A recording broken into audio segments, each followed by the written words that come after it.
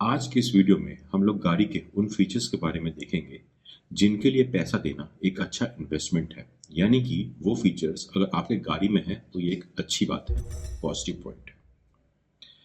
हम एक एक करके कुछ फीचर्स को देखेंगे और उन्हें दो कैटेगरीज में डिवाइड करेंगे। सबसे पहला मस्ट हैव फीचर्स, यानी कि वो फीचर्स जो हमें लगता है कि आपके गाड़ी में होने ही चाहिए। यानी कि अगर आप एक गाड़ी लेने जाएं तो आप चाहेंगे कि वो फीचर्स आपकी गाड़ी में हो ही हो।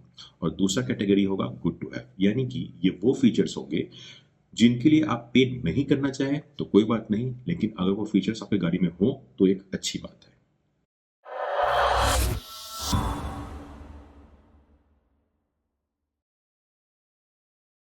तो वीडियो की शुरुआत में मैं सबसे पहले एक मस्ट हैव फीचर में एक फीचर रख देता हूँ, वो है ऑल कॉमन सेफ्टी फीचर्स, जैसे कि हिल assist, electronic stability control, EBS, EBD, EBS and EBD. ये सारे फीचर्स ऐसे हैं जो कि बहुत कॉमन सेफ्टी फीचर्स हैं। इनका होना बहुत ज़रूरी है, इसलिए ये एक ऐसा फीचर है जिससे हम स्टार्ट कर रहे हैं इस वीडियो को, और जो कि हम मस्ट हैव में ही रखेंगे, क्योंकि इन सेफ्टी फीचर्स के साथ हमें कोई कंप्रोमाइज नहीं करना है, ये हमें चाहिए ही चाहिए। So these are the must have. दूसरा फीचर जिसके बारे में हम बात करेंगे वो है अडेप्टिव क्रूज कंट्रोल। अगर आप क्रूज कंट्रोल को बहुत यूज़ करते हैं, आप हाईवे पे ज़्यादा चलाते हैं, एक्सप्रेसवे पे ज़्यादा चलाते हैं और आप क्रूज कंट्रोल का यूज़ करते हैं, तो हमारे हिसाब से क्रूज कंट्रोल पे जाना थोड़ा सा डेंजरस हो सकता है, क्योंकि आप अपने गाड़ी के साथ फुली इंगेज नहीं रहते हैं।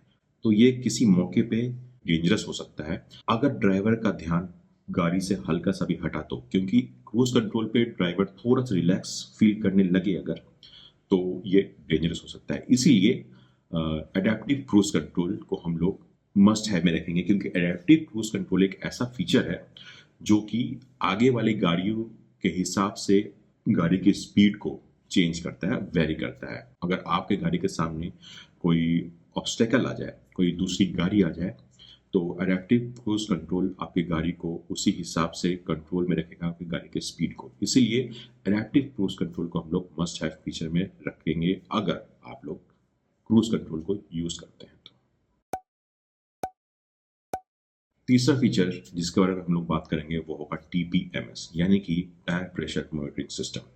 ये फीचर्स एक ऐसा फीचर है जो कि बहुत फायदेमंद साबित होता है, भले ही हाई लाइन हो या लो लाइन हो। यानी कि लो लाइन टीपीएमएस, जिसमें गाड़ी का प्रेशर जब कम होता है टायर का, तभी आपको एक इंडिकेटर मिलता है कि आपके इस टायर का जो टायर प्रेशर है वो लो हो गया है, तो इसे प्लीज़ चेक करवाएं या इसे रिफिल करा लें। या हाई लाइन, जिसमें आपको एग्जैक्टली पता चलता है कि कौन से टायर में कितना प्रेशर है। दोनों में से कोई भी हो चलेगा, लेकिन टीपीएमएस एक ऐसा फीचर है जो कि मैं समझता हूँ कि काफ़ी बढ़िया रहेगा और सेफ्टी की नज़र से भी काफ़ी बढ़िया है। इसलिए टीपीएमएस को हम लोग मस्ट हैव कैटेगरी में रखेंगे।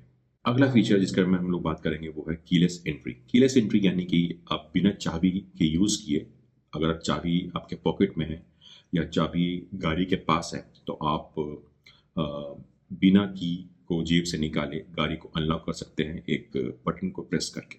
तो ये फीचर आपके कन्वीनियंस में एक एडिशन है।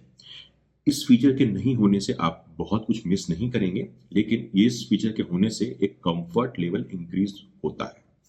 इसीलिए इस फीचर को हम लोग गुड टू हैव फीचर में रखेंगे। जो गाड़ी आप लेने वाले हैं उसमें कीलेस एंट्री नहीं है तो भी चलेगा, लेकिन हो तो अच्छी बात है। अगला फीचर जिसके बारे में हम लोग बात करेंगे वो है टिल्ट एंड टेलीस्कोपिक स्टीयरिंग। गाड़ी चलाते वक्त एज ए ड्राइवर आप चाहेंगे कि आप एक कंफर्टेबल पोजीशन में बैठे रहें। सबकी हाइट अलग होती है, सबका आर्म लेंथ अलग होता है, तो इसीलिए एक ऐसा स्टीयरिंग व्हील जो कि एडजस्टेबल हो, आपके आर्म लेंथ के हिसाब से, आपके हाइट के हिसाब से आप उसे ऊपर नीचे कर सकें, तो ये एक अच्छा फीचर निकल के आता है। क्योंकि एज ए ड्राइवर ये आपको आपका स्टीयरिंग व्हील इस हिसाब से अरेंज करने के लिए या फिट करने के लिए एक कन्वीनियंस देता है, जिससे आप एक कंफर्टेबल पोजीशन पे आके अपनी गाड़ी को ड्राइव कर सके। और लॉन्ग ड्राइव पे तो ये बहुत ही अच्छा फीचर निकल के आता है, क्योंकि ये आपको थकावट से बचाएगा, क्योंकि आप स्टीयरिंग को अपने हिसाब से एडजस्ट करके कन्वीनियंटली गाड़ी को ड्राइव कर सकते हैं। इसीलिए इस फीचर को हम लोग मस्ट हैव फीचर में रखना चाहेंगे। अगला फीचर निकल के आता है आइसोफिक्स। ये भी एक सेफ्टी फीचर में आता है बेबीज के लिए। तो अगर आपके घर में बेबी है या आप नियर फ्यूचर में एक बेबी प्लान करने वाले हैं, तो हमारे हिसाब से ये एक ऐसा फीचर है जो कि मस्ट हैव में आना चाहिए, क्योंकि आइसोफिक्स होने की वजह से आपका जो बेबी होगा वो एकदम सिक्योरली रहेगा गाड़ी के कैबिन के अंदर, और किसी भी अनवांटेड एक्सीडेंट के टाइम आइसोफिक्स बेबी को सेफ रखता है। इसलिए हम लोग आइसोफिक्स को मस्ट हैव फीचर में रखेंगे, और ये उनके लिए मस्ट हैव है जिनके पास बेबी है या बेबी होने वाला है। अगला फीचर निकल के आता है एयर बैग्स के बारे में। हालांकि आज के टाइम में एयर बैग्स हर गाड़ी में होते हैं क्योंकि ये मैंडेटरी है, लेकिन कुछ गाड़ियों में अभी भी 2 एयर बैग्स ही मिलते हैं। इसीलिए गाड़ी के कॉस्ट के हिसाब से गाड़ी में मिनिमम 4 एयर बैग्स तो होने ही चाहिए। कुछ गाड़ियां ऐसी होती हैं जिनका कॉस्ट 6, 7, 7, 8 लाख के आसपास है, तो उसमें 4 एयर बैग्स तो होने ही चाहिए, और अगर गाड़ी 10-12 लाख से ऊपर की है तो उसमें 6 एयर बैग्स तो होने ही चाहिए। इसीलिए 4 to 6 एयर बैग्स अगर गाड़ी में हो तो ये एक बहुत अच्छा फीचर है, एक बहुत अच्छा सेफ्टी फीचर है, और हमारे हिसाब से इसे मस्ट हैव में ही होना चाहिए। अगला फीचर है drivers armrest. Driver armrest driver के एक आर्म को रेस्ट करने में हेल्प करता है। ड्राइवर अगर लॉन्ग ड्राइव कर रहा है तो अपना एक आर्म आर्मरेस्ट पे रख के एक आर्म को रेस्ट कर सकता है। तो जो ड्राइवर्स लॉन्ग ड्राइव करते हैं उनके लिए एक काफ़ी अच्छा फीचर है ये। हालांकि अगर ये फीचर ना हो तो उसमें भी कोई बहुत ज़्यादा फर्क पड़ता नहीं है, क्योंकि जो बेस्ट ड्राइविंग पोजीशन होता है कि आप दोनों हाथ को स्टीयरिंग पे रख के चलाएं, और कभी कभार आप चाहेंगे कि आप अपने एक आर्म को रेस्ट दें आर्म रेस्ट पे, तो इसीलिए इसका होना एक अच्छी बात है, और ना भी हो तो भी ऐसी कोई बहुत दिक्कत वाली बात है नहीं। इसीलिए आर्म रेस्ट फॉर ड्राइवर इसको हम लोग गुड टू हैव फीचर में रखेंगे। अगला फीचर जिसके बारे में बात करेंगे वो है रियर डिफॉगर। तो रियर डिफॉगर हमारे हिसाब से एक बहुत ज़रूरी फीचर है। क्यों ज़रूरी फीचर है? क्योंकि आप IRBM से पीछे देखते हैं तो अगर रियर का जो शीशा है अगर उसमें फॉग जमा हुआ है तो आपकी विजिबिलिटी पीछे के लिए बहुत खराब रहेगी। इसलिए डिफॉगर होना बहुत ज़रूरी है ताकि आपके लिए पीछे देखना IRBM के थ्रू एक ज़्यादा आसान रहे और ज़्यादा क्लियर विजिबिलिटी रहे पीछे देखने के लिए। तो इसीलिए हमें लगता है कि रियर डिफॉगर एक अच्छा फीचर है और ये मस्ट हैव में ही होना चाहिए। अगला फीचर जिसके बारे में बात करेंगे वो है one touch driver power Windows, यानी कि एक ऐसा सिस्टम जिसमें आप एक बार बटन प्रेस करेंगे नीचे का तो ड्राइवर साइड का जो विंडो है जो शीशा है वो एक बारी में नीचे आ जाएगा, सिर्फ एक प्रेस में, और एक प्रेस में ऊपर करेंगे तो एक बारी में वो पूरा ऊपर आ जाएगा। तो अगर आप गाड़ी ड्राइव कर रहे हैं और आपको शीशा नीचे करने की ज़रूरत है या शीशा ऊपर करने की ज़रूरत है तो ये बहुत ज़रूरी है कि आपका ध्यान सामने ही रहे, ना कि शीशा ऊपर नीचे करने में। इसलिए one touch button power Windows के लिए, ताकि वो वन टच में ऊपर हो जाए नीचे हो जाए शीशा, तो ये एक बहुत अच्छी चीज़ है। भले ही ये चारों दरवाजों में ना हो, चारों शीशों पे, चारों विंडोज़ पे ये फीचर ना हो, लेकिन ड्राइवर के लिए तो होना ही चाहिए। इसीलिए इस फीचर को हम लोग मस्ट हैव फीचर में रखेंगे। अगला फीचर आता है ब्लाइंड स्पॉट मॉनिटर। तो ब्लाइंड स्पॉट वो चीज़ होती है जो एक ड्राइवर के फील्ड ऑफ व्यू से बाहर की होती है। वो ना IRVM में आती है ना ORVM में, लेकिन एक ड्राइवर, एक एक्सपर्ट ड्राइवर है, एक अच्छा ड्राइवर है, एक्सपीरियंस ड्राइवर है, तो वो मैनेज कर लेता है।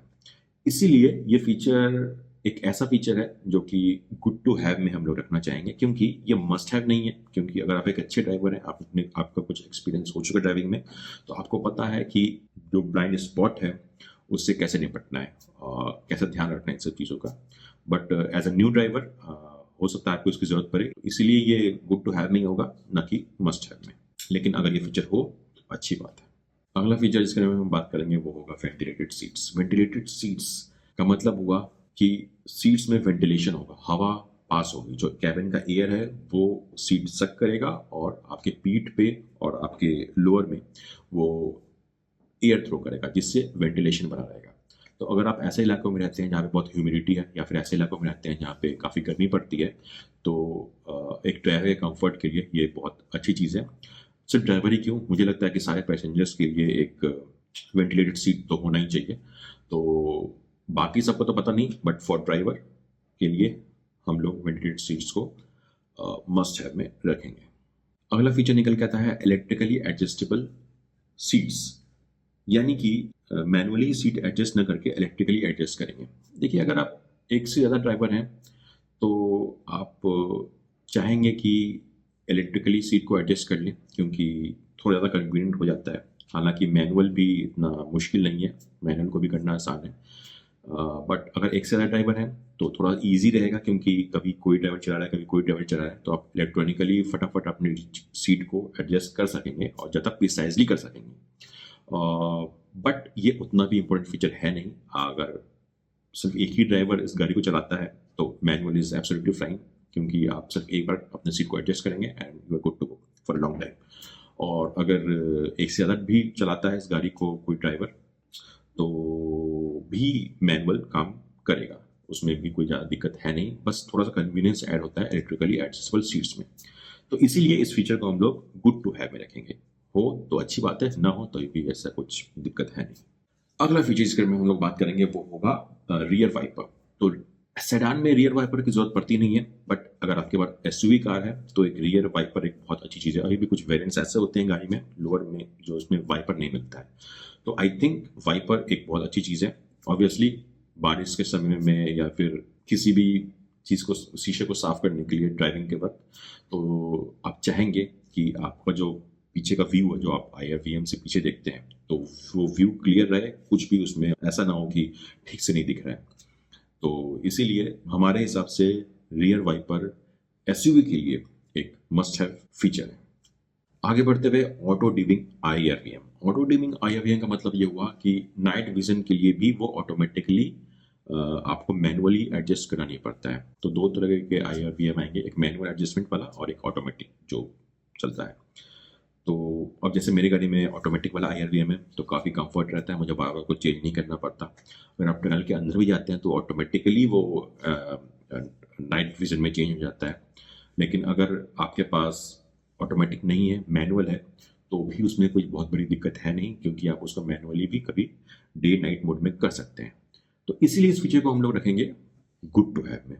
तो काफ़ी कुछ फीचर्स हमने इस वीडियो में डिस्कस कर लिया है। उम्मीद है आपको इस वीडियो में कुछ अच्छा लगा होगा।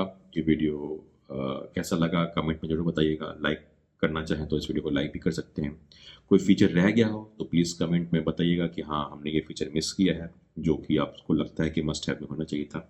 वैसे कुछ फीचर ऐसे भी हैं जिनको आपको अवॉइड करना चाहिए, उसके बारे में हमने इस वीडियो में डिस्कस किया हुआ है। आप चाहें कि तो इस वीडियो पर जाके वो फीचर्स देख सकते हैं जिनको आप अवॉइड कर सकते हैं।